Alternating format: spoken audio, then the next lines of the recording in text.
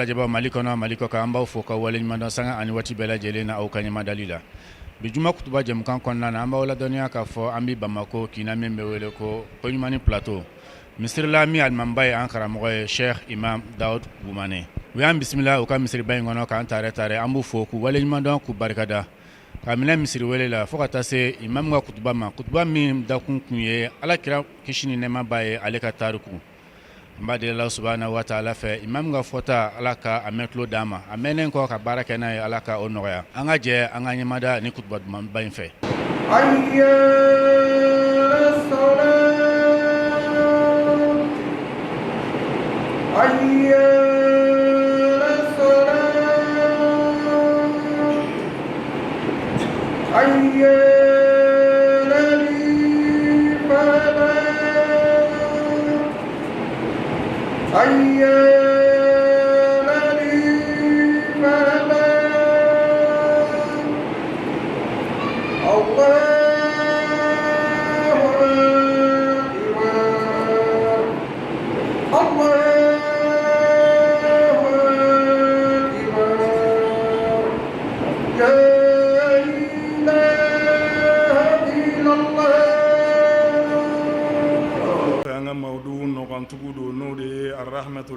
Lil'alamin Ala ka hinɛ min n'a y'a kɛ kanan ye ka di diɲɛ bɛɛ lajɛlen ma. Alakira sallallahu alayhi wa sallam an y'a fɔ san min bɛ wele ko amul huzn n'o de ye a ka hujunu gɛlɛn san ye. Ala y'a jigi fila de minɛ ka bɛn ni san kelen ma. N'o y'a binakɛ Abu Talib a n'a furumuso ɲuman in n'o ye Sayyidata Khadija radiyallahu anha. Ala ye olu fila minɛ Alakira la tariku dɔw b'a yira tile 3 de don n'u ni ɲɔgɔn cɛ dɔw ko kalo 3 de don n'u ni ɲɔgɔn cɛ. Alakira sallallahu alayhi wa sallam o san kelen in la n'o de ye a ka nabi ɲumanya san 10nan ye a ye an ba dɔ fana sotigiya Khadija fatulen kɔ n'o de bɛ wele ko Sawudata bintu Zama. U muso fila de nana ko fɔ Alakira ye sallallahu alayhi wa sallam sayyiban wa bikram. Finitigi ani npogotigi. Finitigi o de tun ye Sawudata bintu Zama ye. Sawudata bintu Zama radiyallahu anha ale bɛ mauna maa minnu silamɛya la kabini silamɛya goniman wagati. Hijira ko filanan min kɛra ka taa Habasha Sawudata bintu Zama tun b'o la. Ale furukɛ tun ye Sakran bun Amr Ala ka jɛn b'a n'a cɛ bɛɛ lajɛlen ma. O fana tun silamɛya la wa o ye hijira kɛ ɲɔgɔn fɛ ka taa Habasha. Tariku dɔw y'a yira k'a fɔ Sakran k'ale fatula hijira kɛyɔrɔ in na ye. Tariku dɔw fana b'a yira k'a fɔ k'u seginnen kɔ ka na Maka ko Sakran fatul'o la. Kuma min na n'a ka lida sigi banna pewu Alakira sallallahu alayhi wa sallam komi u fila de kofɔra a ɲɛna. Khadija taara ka denw to a bolo. Alakira sallallahu alayhi wa sallam maa wɛrɛw bɛ k'a lajɛ a hinɛ bɛ minnu na tin bɛ minnu na. Musokɔrɔba dɔ de nana ni muso fila ko fɔ a ɲɛna k'a fɔ a ka dɔ lajɛ k'o don so la. A ye Sawudata bintu Zama ani an ba Aisha radiyallahu anha a y'o fila de ko fɔ a ɲɛna. Sawudata bintu Zama kuma min na n'ale ka lidasigi banna Alakira sallallahu alayhi wa sallam a y'a ma minɛ o tuma o kɔfɛ a donna n'a ye. Muso fana an k'a dɔn muso min n'a cɛ fatula lida sigili o y'a ma wajibi de ye nka a tɛ bɛn maa ye abada i ka muso in k'a fɔ i b'a ma minɛ k'a to a ka lida ma ban ou bien k'a fɔ i bɛ furuko kuma fɔ a ye. Lida min ni kuranɛ nasu sarihu bɛ na n'a ye k'a fɔ kalo 4 ani tile 10 a kan k'o de sigi. Muso min ni garizɛgɛtigi tɛ mais muso garizɛgɛtigi o ka lida de ye n'o jiginna don min hali n'a y'a sɔrɔ cɛ fatula bi de sini n'a garizɛgɛlen tun don kɔnɔbara selen don n'a jiginna sariya la o y'ale ka lida bannen ye. A bɛ haramuya kɔni k'a to lida la a ka furu k'a sɔrɔ lida in tijali ma ban. Ni lida in fana banna a kanunen don fana a ka furu o de kanunen don. K'a fɔ n cɛ banna ka ban n tɛ furu cɛ wɛrɛ ma la min ye mustahabu ye o de y'i ka furu cɛ wɛrɛ ma. Nka n bɛ kuma dɔ fana mɛn denmisɛnya kɔnɔ ghaliban ko ni muso min ni furu sirilen tɛ cɛ ma k'i ka seli tɛ minɛ fana tɛ sawaba ye. Nka min kɔni cɛ ka ɲi ni baraji b'a la o de ye n'i ye cɛ sɔrɔ i ka furu o de ye mustahabu ye. a tɛ bɛn mɔgɔ kɔni ye fana k'a tigi bila mɔgɔ bali k'a fɔ a tɛ furu n'a k'a bɛ furu sabu an b'o ɲɔgɔnna dɔw fana ye maa dɔw cɛw bɛ fatu musow u b'u ka lida sigi k'a ban i bɛ taa sɔrɔ u bɛ denmisɛnninya na maa wɛrɛ bɛ b'o nɔfɛ i bɛ taa sɔrɔ u tabaga tɛ sɔrɔ du kɔnɔ ou bien u tabaga tɛ sɔrɔ kabila kɔnɔ maa wɛrɛ bɛ fɛ k'u ta i b'a ye du kɔnɔ mɔgɔ dɔ b'a jɔ ko maa wɛrɛ tɛ na don anw fa ka so kɔnɔ an balolen ɲɛna ou bien maa wɛrɛ tɛ na don anw balimakɛ ka so kɔnɔ an balolen ɲɛna silamɛw nin ye tɔɲɔni de ye ka ɲɛsin muso ma n'a y'a sɔrɔ muso jɛnna n'a ye cɛ balima dɔ k'a ta du kɔnɔ o bɛ bɛn a tɛ bɛn fana a k'a karaba fana k'a ta k'a fɔ tiɲɛ de don a b'a fara nafolo kan k'a di dɔ ma a sɔnna banta la la parce que kuranɛ nasu jɛlen b'a fɔ ya ayuha alladhina amanu la yahillu lakum an tarisu nisaa karhan aw minnu ka ye muminu a tɛ bɛn aw ye a ka muso ta tiɲɛ na diyagoya la nka n'a k'a bɛ furu min ma sariya la maa man ka muso bali o hakɛ la an b'a ye dɔw bɛ musow bali na a bɛ kɛ tɔɲɔ n'u ma fo a dɔw bɛ bana fo a bɛ kɛ sababu ye u bɛ taa opere k'a sɔrɔ fɛɛrɛ tun bɛ sɔrɔ a la o tuma an k'an jija an ka siran ala ɲɛ ala ka hakɛw an k'u bonya ala de kama ala b'a fɔ suratul bakara aya 230 na ka taa 235 a ko wallazina yutawaffawna minkum wa yadharuna azwajan ko maa minnu bɛ fatu aw cɛ la n'u bɛ taa ka furumusow to yatarabbasna bi anfusihinna arba'ata ashhurin wa ashara ko muso ninnu ka sigi n'u yɛrɛ ye kalo 4 ani tile 10 فإذا بلغنا أجلهن فلا جناح عليكم فيما فعلنا في أنفسهن بالمعروف نوكا لدين دفرا نو دي فروجا سيغي نو دفلا اتما وبي أو منونا مرلا كو غشتي أو كان أكاتو وكا وير لابن تقول مين ببن شريعة كاللانيني ديم هو الله بما تعملون خبير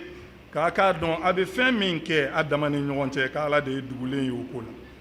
ولا جناح عليكم فيما عرضتم به من خطبة النساء كو أمسو تيساباتو نونون فنا كو غشتي أولا أبي فمين بنا مني ونيكورو كميني فرولا كتماشيو كي يلما كما كان فو minnu b'a to a tigi b'a dɔn k'a fɔ karisa bɛ fɛ kan ta a y'o da kɛnɛ ka sa o awaknantum fi anfusikum yalima a y'o dogo a yɛrɛ kun na ko alima allahu annakum satazkurunahunna ko ala b'a dɔn aw bɛna fɛn dɔ kɛ pour que k'u hakili jigi aw la a ko walakin la tuwa'iduhunna sirran ko nka a kana layidu ɲɔgɔnya minɛ n'u ye dugu la donc muso min n'a cɛ fatula a bɛ to a ka lida de sigi i komi alakira sallallahu alayhi wa sallam a ye sawudata bintu zam'ata ta cogo min na k'a to lida la ka to ka kumaw fɔ a ɲɛna minnu b'a to a b'a dɔn k'a fɔ est-ce que karisa hakili tɛ yen ni ne ka lida banna kan furu wa o kɛra i bɛ se ka fɛnw san ka d'a ma k'a ladiya o kɛra i bɛ fɛ k'a fɔ a ye i hakili sigi ni ala sɔnna a ma k'an to yan i jigi tɛ tiɲɛ o ɲɔgɔnna kuma mɔdɛliw ala ko walakin la tuwa'iduhunna sirran nka a kana den ka layidu minɛ n'u ye sariya la n'i y'o kɛ ni muso min cɛ ka ban o muso furuli kɛra e ma haramu ala ko ko illa an taqulu qawlan ma'rufa fo a ka kɛ kumakanw de ye minnu dɔnnen don i tɛ sin directement k'a fɔ n'i ka filiya banna n b'i furu mais i bɛ se k'a fɔ a ye indirectement o tuma na baasi t'o la o tuma alakira sallallahu alayhi wa sallam ma min na n'a ye sawudata bintu zam'a maminɛ o de kɛra muso fɔlɔ ye a ye muso min ta khadija fatulen kɔ an y'a fɔ sayyidata khadija radiyallahu anha ale ni muso si ma ɲɔgɔn sɔrɔ alakira kɔ ale fatulen kɔ alakira ye muso fɔlɔ min ta o de kɛra sawudata bintu zam'a o fana tun ye finitigi ye o kɔfɛ a ye min ta ka fara o kan o de kɛra an ba aisha radiyallahu anha tariku fana bɛ fɛn caman fɔ aisha ka ladonni na alakira ka so kɔnɔ tariku dɔw b'a yira ko alakira y'a maminɛ k'a si to san 6 k'a donna n'a ye k'a to san 9 k'a fatula k'a to san 18 nin ye fili de ye min bɛ tariku kitabu dɔw kɔnɔ sawaba yɛrɛ min ye alakira sallallahu alayhi wa sallam a ka cidenya y'a sɔrɔ an ba aisha bɛ san 4 de aisha kɔrɔmuso min bɛ yen n'o bɛ wele ko asma'u binti abi bakr radiyallahu anha ale ka kɔrɔ ni aisha ye ni san 10 de o tuma alakira ka cidenya y'a sɔrɔ asma'u tun bɛ san 14 an ba aisha tun bɛ san 4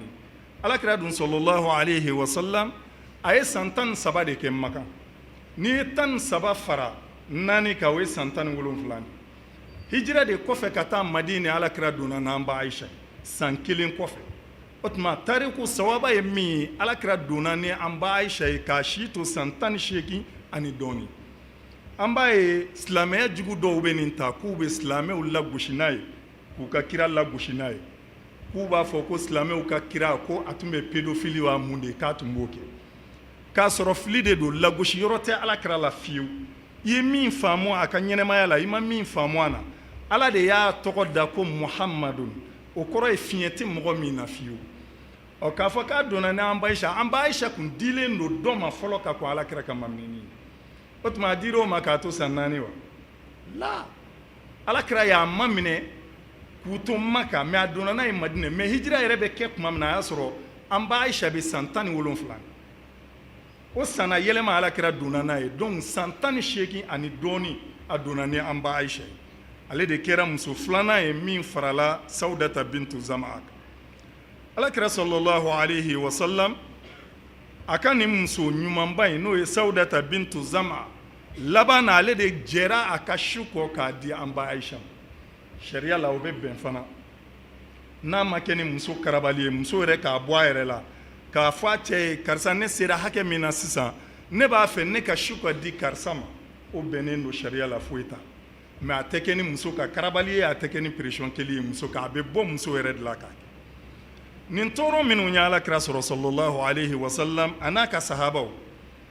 hakilitigi kama kunna bɛ siri hakilimaw bɛ ɲɔgɔn ɲininka mun de y'a to u sera ka jɔ nin ko gɛlɛn ninnu ye khasatan alakira yɛrɛ sallallahu alayhi wa sallam i b'i miiri ɲɛni o ɲɛni na ko adamaden bɛ tɛmɛ a sira fɛ k'i b'i dama kasi ni mɔɔw b'i hinɛ minɛ ka da o kan ala y'o dama dama de tugu ɲɔgɔn na ka da kira kan fantanya i m'i fa y'i ɲɛ na i ka ɲɛnɛmaya yɛrɛ kɔnɔ ka tila k'i ba bɔsi la k'i si to san 6 i jigi ye binakɛ min fana ye k'o bɔsi la san 50 ka tila k'i furumuso bɔsi la san 50 ninnu fila ntanya de ye alakira kɛ ka hijira kɛ ka taa madina sabu makan goniyara a bolo a k'a bɛ taa tayifa a ma jigi sɔrɔ ye a seginna ka na makan a ka goni ala k'a ma o tuma na bɔ parce que laɲini ye min ye sa o de ye k'i faga ɔ mɛ mun y'a to kira sera ka jɔ ta ani sahabaw sera ka jɔ ta kun dama damaw bɛ yen mɔgɔw kan ka o dɔn awalan wa bizat huwa al-imanu billahi wahda a kun yɛrɛ ye min ye ani min yɛrɛ don tigitigi n'o de y'a to sahabaw sera ka jɔ kira yɛrɛ sera ka jɔ o de ye al-imanu billah limaniya tiɲɛ tiɲɛ ala la wa ma'rifatu wa haqqal ma'rifa ani ala dɔnni yɛrɛ yɛrɛ limaniya yɛrɛ yɛrɛ n'a donna hadamaden dusukun na ka ɲaamɛ a na i b'a poids ni kulu de pese o limaniya façon bɛ maa min na n'o danganiya tiɲɛ tiɲɛ bɛ maa min na parce que an caman bɛ yen an bɛ kɛ mumini ye k'a sɔrɔ an tɛ mukinu ye i n'a fɔ hasanul basri imamu tabi'in ale b'a fɔ a ka kuma na ko hayhata hayhata ahlaka an-nas al-amani qawlun bila amalin wa imanun bila yaqin a ko nata ye hadamadenw halaki ko qawlun bila amalin an bɛ kuma de fɔ mɛ an t'a baara kɛ imanun bila yaqin ko an bɛ limaniya fana mɛ danganiya t'an na limaniya ni danganiya misaliya ye maa min ye tasuma ye ka maa jeni a dara a la ko nin fɛn in bɛ mɔgɔ jeni a n'a yɛrɛ y'i bolo don tasuma na a bɛ danaya min sɔrɔ a bɛ fɔ o de ma ko yaqin o tuma na ko limaniya de banna mɛ danganiya tɛ o tuma alakira ka sahabaw ka se ka jɔ nin ko gɛlɛn ninnu ɲɛ o y'u ka limaniya de ye ni limaniya ni nin danganiya bɛ maa minnu na o bɛ diɲɛ sɛgɛn a mana caya cogo o cogo a mana bonya cogo o cogo a mana jidi cogo o cogo a mana gɛlɛya cogo o cogo ale b'a ye a ka limaniya kɛrɛfɛ a misaliya b'i n'a fɔ woyo ka kalakala cɛta ka sin karanga kogo ma k'a b'a kari a folomoto ka bon mɛ n'a mɛnna i b'a ye ɲama-ɲama in bɛ dɛn fan kelen fɛ ji gɛrɛgɛrɛ de bɛ to yen o tuma na limaniya yɛrɛ yɛrɛ tigi ni ko gɛlɛnw nana a b'a ye a ka limaniya kɛrɛfɛ o tuma ale mago tɛ foyi la diɲɛ sɛgɛnw na k'o bɛ se k'a ka limaniya tiɲɛ ka da a bɛ gu min sɔrɔ a dusukun na limaniya la dɔɔnikɛla belebele dɔ b'a fɔ ko ma yafalu aadayi bi ko ne juguw bɛ se ka mun kɛ n na bustani fi sadri ko ne ka nakɔforo bɛ n dusukun de la ne ka nakɔforo bɛ n dusukun na a bɛ mun fɔ ka d'a kan a ko fa in abaduni fa ibadi siyah ni ne ka jugu ni ne jugu ye minɛ de diinɛ kama kan gɛn ka bɔ dugu kɔnɔ ou bien kan minɛ ka bɔ yɔrɔ dɔ la ka taa ni ye yɔrɔ dɔ la a ko ne ka taali a bɛ kɛ n bolo i komi tourisme hali n'i tɛ maa bolo i kelen b'i ka don ta i bɛ t'i yaala i degun yɛrɛ bɛ kɛ mun ye ko maa dɔ taara ni ye o différence dɔrɔn o tuma na a ko in abaduni fa ibadi siyah n'u ye ne yɔrɔ ma janya ka bɔ n faso la ko ne ka taali bɛ kɛ n bolo tourisme de ye wa in habasuni fa habsi khalwa ko n'u ye minɛ ka n datugu yɛrɛ n datuguli in bɛ kɛ khalwa de ye n bolo i tɔɔrɔ yɔrɔ ye mun ye parce que bolo wɛrɛ de y'i minɛ k'i bila so kɔnɔ ka da so mais k'a sɔrɔ i yɛrɛ bɛ don i yɛrɛ ye so kɔnɔ i kelen ni ala ka fɛrɛ ka da sɔgɔ i da la o tuma danfara ye mun ye parce que n yɛrɛ m'a kɛ o tuma limaniya de b'o pousser ka bɔ yen a ko wa in qataluni fa qatli shahada a ko wa n'u dun ye n faga yɛrɛ n fagali ye seedusuya de seedusuw bɛ don alijinɛ na ɲininkali t'u ma sɛgɛsɛgɛli t'u ma fo maa wɛrɛw bɛ bila u nɔfɛ o tuma nin sababu minnu kɛra sababu ye ni sahabaw sera ka jɔ nin ko gɛlɛn ninnu kɔ i b'a ye fɛn wɛrɛ de bɛ bɔ nin kɔnɔ min y'a to olu fana sera ka jɔ o la o ye jumɛn de ye qiyadatun tahwi ilayha al-af'ida guide spirituel min tun bɛ silamɛya la ni dusukun bɛ sama ka na o ma o tun ye alakira de ye sallallahu alayhi wa sallam wal qa'idul a'la lil ummati al-islamiyya ale de tun ye silamɛw dasamabaga ye i n'a fɔ capitaine min bɛ bila sɔrɔsiw ɲɛ ni tɔɔrɔ bɛ na i b'a ye a bɛ tɛmɛ ale de fɛ ni sayako bɛ na a bɛ tɛmɛ ale de fɛ donc tant que e b'o kɔfɛ i b'a dɔn tiɲɛ na nin ko in tɛ namara ye nin tɛ janfa ye alakira sallallahu alayhi wa sallam ale de ye hadamadenya yɛrɛ dajuru samabaga ye hali bi alakira ka kan sallallahu alayhi wa sallam i ye silamɛ i tɛ silamɛ ni diɲɛ y'a ta ka baara kɛ n'a ye i b'a ye lafiya bɛ na diɲɛ kɔnɔ mais an y'a bila kɔfɛ n'an ka dɔnni n'an ka keguyaw n'an ka fɛɛrɛw ye don o don an bɛ taa dingɛ de kɔnɔ alakira sallallahu alayhi wa sallam ni bonya na ani jogo ɲɛ na ani lamɔcogo ɲɛ ani fonisereya a sera hakɛlaw la fo dusukun bɛ sama u yɛrɛ ma kan o misaliya dɔ ye yamamakaw ka kabila ɲɛmɔgɔ n'o ye sumama radiyallahu anhu sumama ye maa caman fa sahabaw la mais sumama ala nana d'u ma u y'a minɛ madinɛ k'a siri misiri pied la tile saba alakira bɛna ɲininka a b'a fɔ ma indaka ya sumama sumama yali mun de b'i fɛ bi i minɛnen sirilen dɛsɛlen filɛ bi sumama ka jaabi bɛ kɛ alakira ma sallallahu alayhi wa sallam in taqtul za damin wa in tunim ala shakirin wa in kunta turidu malan sal tu'ti ma shi'ta n'i bɛ n faga i ye maa faga maa min ye jeli hakɛ tigi ye n'i bɛ ɲɛ ma fana in tunim ala shakirin ni ɲɛna ma kan bila n b'a dɔn ye fo kan sa n'a y'a sɔrɔ i bɛ wari de ɲini fana i da mana min fɔ n b'o d'i ma tile saba alakira bɛna sumama ɲininka nin na tile sabanan a ko atliqu sarahahu ayi atliqu sumama a y'a fona k'a bila sumama b'a lakale a ko ale fonna k'a bila ale y'i kɔ don fo ka na se madinɛ kɔfolon dɔ kɔnɔ maa tɛ k'ale suit kɛnɛ kan maa tɛ k'a suit dogo la sumama a y'i ko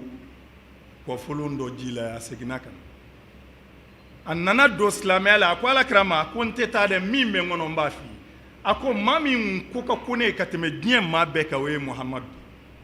ko nka bi e de ka di ne ye ni diɲɛ maa bɛɛ ye a ko dugu min ko ka ko ne ye ka tɛmɛ diɲɛ dugu bɛɛ kan o ye madinɛ de ye a ko nka bi madinɛ de ka di ne ye ka tɛmɛ diɲɛ dugu bɛɛ kan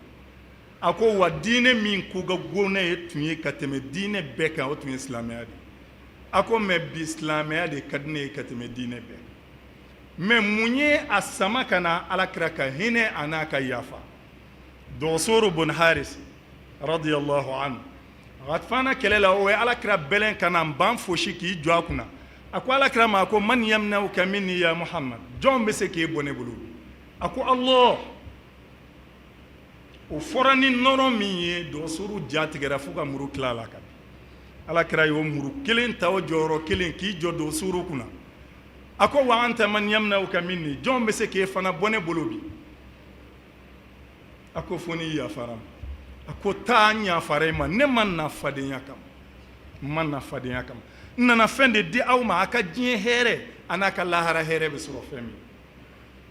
o de la tarikutigiw b'a fɔ ko annabi sallallahu alayhi wa sallam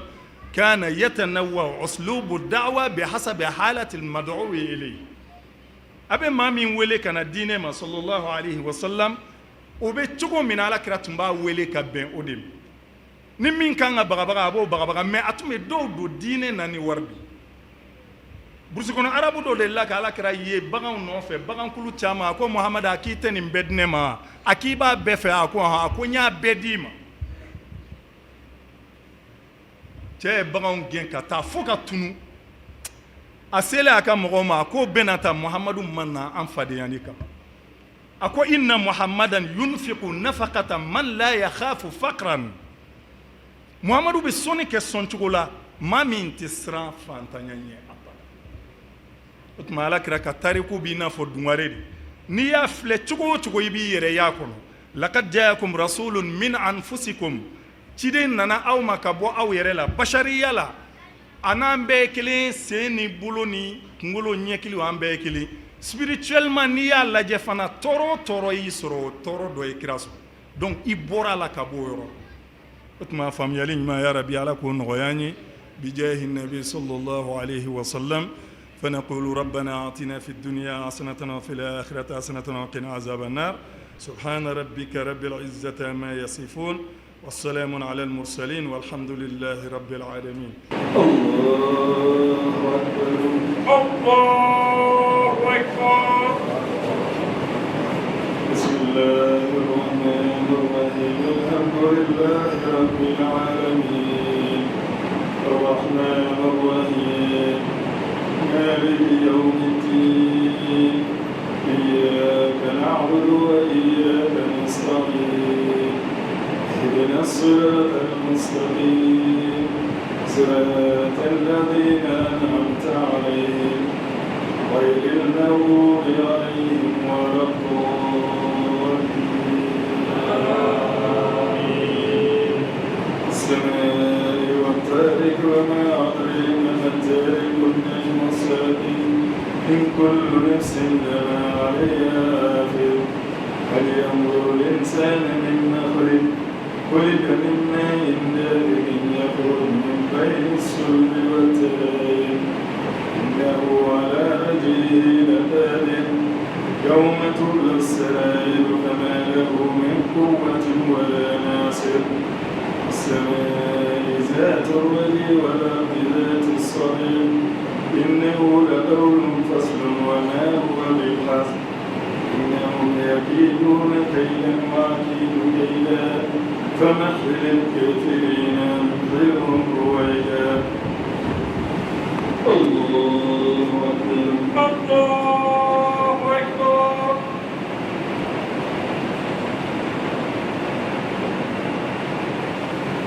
سمع الله لمن حمده ربنا ولك الحمد الله أكبر الله أكبر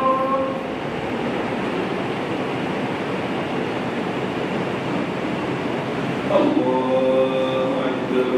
الله أكبر السلام عليكم ورحمة الله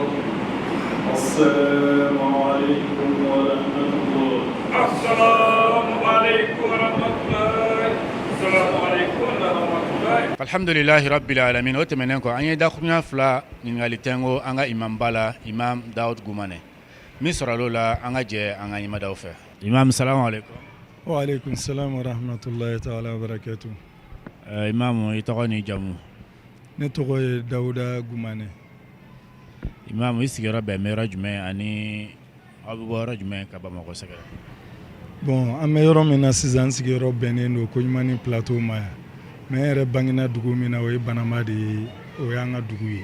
quartier min bɛ wele ko Sandigila o y'an sigiyɔrɔ ye o kɔfɛ imam an bɛ fɛ k'a dɔn i ka kalan tɛmɛna sira jumɛn fɛ bulɔnkɔnɔkalan walima madrasa Mali kɔnɔ walima Mali kɔfɛ alhamdulilayi rabbil alamin kalan kɔni an tɛmɛna sira fila bɛɛ fɛ an ye bulɔnkɔnɔkalan kɛ an ye madrasa kɛ an ye bulɔnkɔnɔkalan kɛ karamɔgɔ min bolo Ala ka hinɛ na u b'a fɔ Nani ka Banbagaji ale tun ye Sandigila Juma Misiri alimami a fatula sisan n ye bulon kɔnɔ kalan k'o bolo ka fiqhu kalan o bolo madrasa fana n y'o kɛ an karamɔgɔ dɔ bolo ale bɛ yen ala ka sijan ni kɛnɛya d'a ma u b'a fɔ ko Ahmad Ismail Keita a dɔnnen don Bamakɔ yan kosɛbɛ Mualim Jan de la ale ye Sada Ture ka kalanden ye mais ala y'a sigiyɔrɔ bɛn an fɛ Banamba ye n ye madrasa k'ale bolo fo ka se kilasi 9nan ma an sɔrɔla ka na ala ka hinɛ Ismail Darame na o ka kalanyɔrɔ la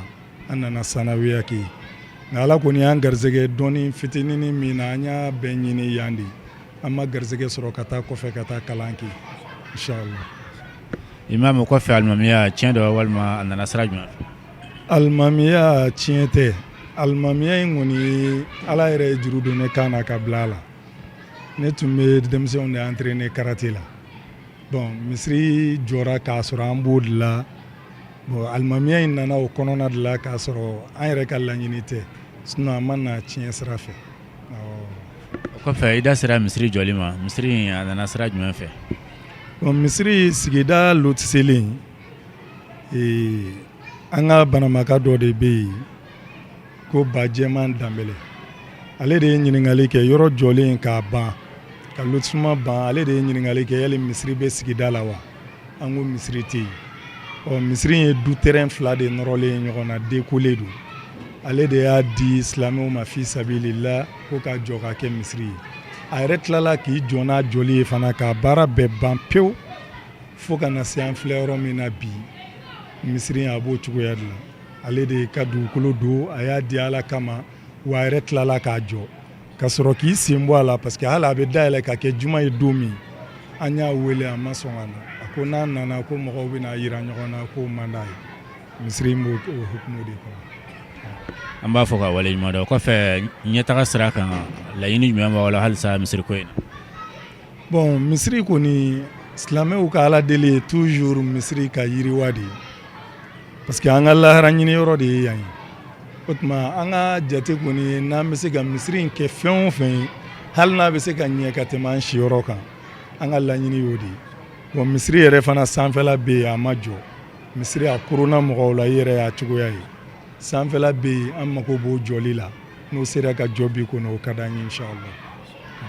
Ayiwa Imam faranga jumɛn b'i bolo ani kumakuncɛ kuma jumɛn b'i bolo ani dugawu ka nin baro in kuncɛ? Bon kumakuncɛ kuma min b'an bolo an ka foli bɔ fɔlɔ kɛrɛnkɛrɛnnenya na Sherifila TV a baarakɛla bɛɛ lajɛlen a n'a ɲɛmɔgɔyaso bɛɛ lajɛlen parce que n'i y'a ye diinɛ fɛn caman bɛ lase bi a sababu y'aw ye ni kumana cogo o cogo ni mɔgɔ tɛ yen k'i ka kumakan lase a kuma nafa bɛ dɔgɔya ka wuli ka bɔ a ka yɔrɔ la ka na an sɛgɛrɛ fo misiri kɔnɔ yan a dun ma kɛ foyi kama fo ala kama wari tɛ di a la sanu tɛ d'a la a b'a ka temps de tiɲɛ ka tila k'a ka baaraw bila ka na fi sabilillah ka na kutuba ta k'o jɛɲɛ an b'o foli ɲɛsin Sherifila TV na baarakɛla bɛɛ lajɛlen ma k'a daminɛ télévision so tigi la fo ka n'a bila baarakɛla bɛɛ lajɛlen na an bɛ dugawu kɛ yarabi ala ka barika don a la yarabi ala ka barika don a la u ka ɲinifɛn ye min ye ala de b'o dɔn yarabi ala k'o k'u ye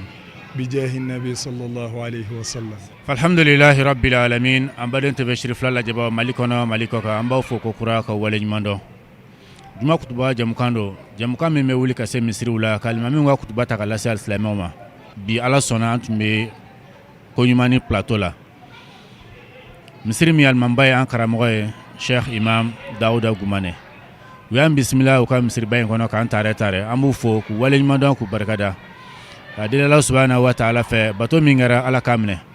alimami ka kutuba bolila fɛn min kan n'o ye kira ka tariku ye a dɔnni ala ka nɔgɔya alisilamɛ bɛɛ lajɛlen ye ala ka kɛ ka alisilamɛ bɛɛ lajɛlen nafa wa akhiru da'wana anil hamdulillahi rabbil alamin shukran lakum fi